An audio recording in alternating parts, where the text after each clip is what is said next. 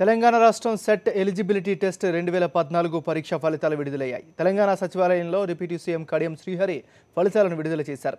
రెండు తెలుగు రాష్ట్రాల నుంచి 1,02,388 మంది విద్యార్థులు హాజరు కాగా 6,432 మంది ఉత్తీర్ణులయ్యారు. అందులో తెలంగాణ రాష్ట్రం నుంచి 3,540 మంది, ఏపీ నుంచి 2,892 మంది అభ్యర్థులు ఉత్తీర్ణత సాధించారు. తెలంగాణలో 6.36% మంది ఉత్తీర్ణత కాగా ఏపీలో 6.18% నమోదైంది.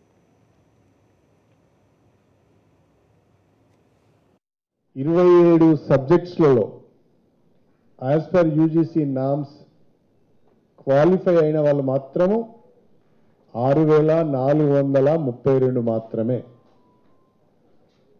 అంటే చాలా తక్కువ పర్సంటేజ్ దీంట్లో ఎలిజిబిలిటీ వస్తుంది.